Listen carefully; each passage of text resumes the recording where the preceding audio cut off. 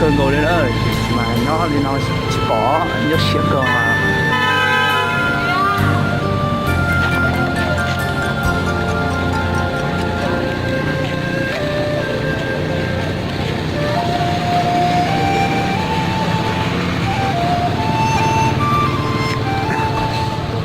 chỗ có cơn nữa chỉnh bông bông là chỗ nhọt nữa nó được tải đó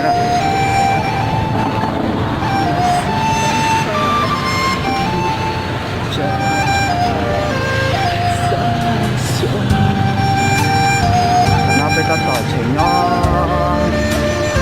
để luôn trồng ra lại nữa đâu lỡ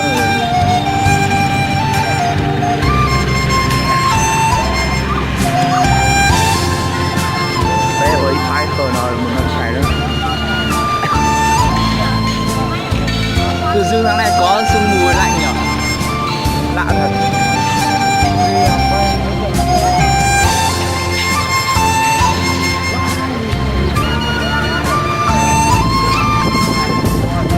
Phải tờ nhiều một chục cơn rồi chứ nó chà đấy nó rất lạnh nhá. Tuy là miền trong nhưng mà hôm nay là ngày đặc biệt nên hơi lạnh tí.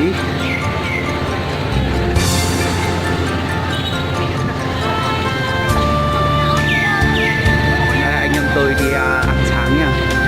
Giờ đang đi.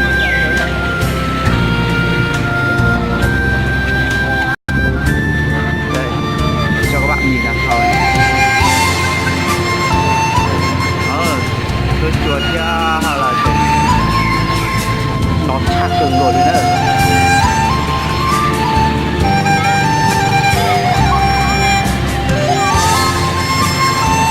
Thế nào mà lâm vào chỉ mắt chỉ tông mà độc cha đó thực tiệu đấy xem mà sâu rồi mua đi đi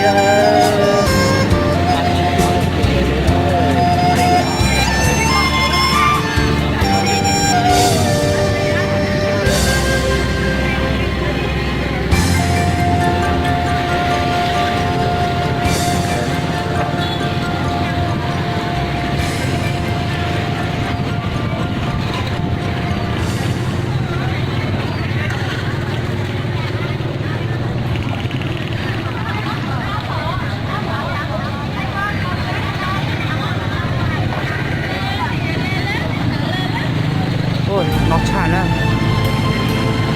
ta kể nào mà ước sợ mà cú chán á thì mà nơi thổi đua sẽ thở chỉ mong ta tới chỉ mong bao lời mà nó chán á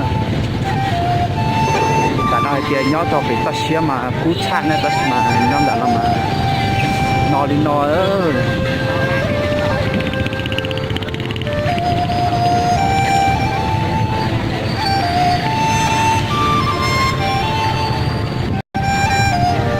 quá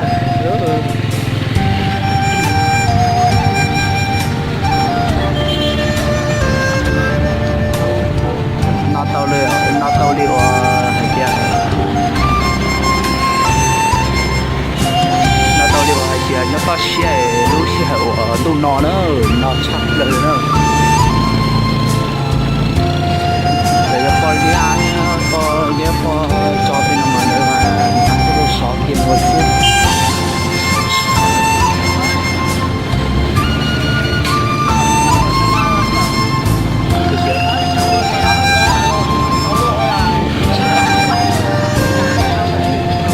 Lào Cai mình nóng mà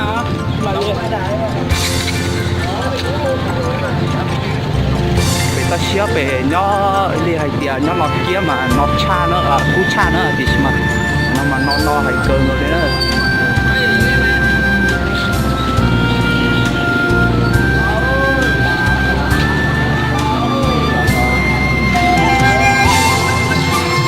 bây giờ tôi nó chảy nữa nó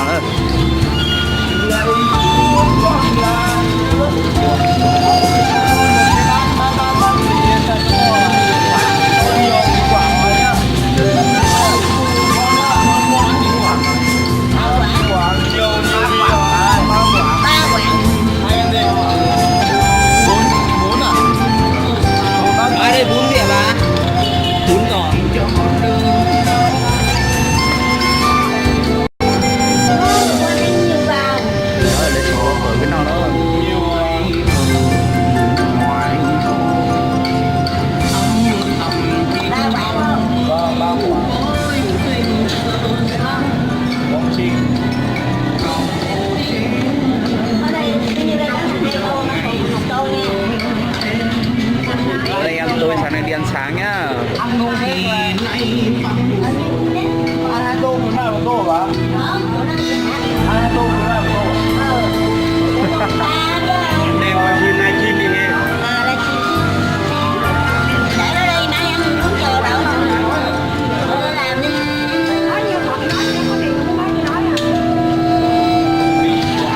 Để xem một phở nào nữa. Một bữa là 40%. Bún kia anh đây à? Bà cứ làm ba bát tới đi bà. Nóng không? Không, không.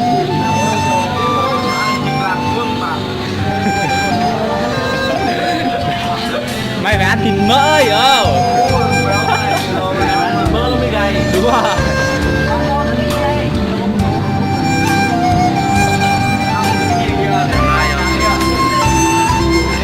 Bà cho nhiều bún bà cứ cho nhiều bún. Bún làm bún tái bà.